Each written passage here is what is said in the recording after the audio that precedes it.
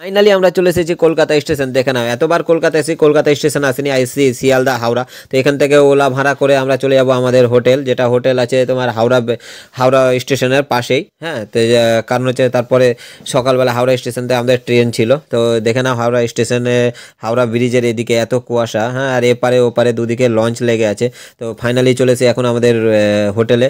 তো হোটেলে লিফটে উঠে চলে যাব আমাদের হোটেলে। এত খিদা লেগেছে, সবার ফার্স্টে হোটেলে ঢুকে আগে আমি খাবার অর্ডার করব, ঠিক আছে? খাবার অর্ডার করার পরে দেখে নাও তোমাদেরকে বাইরে ভিউটা দেখাচ্ছি ততক্ষণে, তারপরে আমাদের খাবারটা চলে আসবে।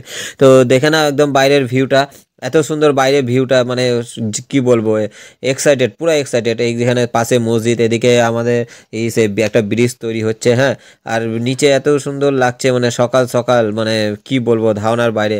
আর রুমটাও পেয়েছি একবারে, মানে ব্যালকনি তো নেই, হ্যাঁ, তো সামনে আর এই সাইডে আছে, এই সাইডে দেখা যাচ্ছে না, একদম হাওড়া ব্রিজ এখান থেকে দেখা যায়, ঠিক আছে, কিন্তু আমরা রুম থেকে দেখতে পাচ্ছি না। তো চলে এসেছে আমাদের খাবার, দেখে নাও, বাটরে আর ছোলে, ছোলে বাটরে। তো ছোলে বাটরের সঙ্গে দিয়েছে কাঁচা লঙ্কা, পেঁয়াজ, চাটনি। তো পরে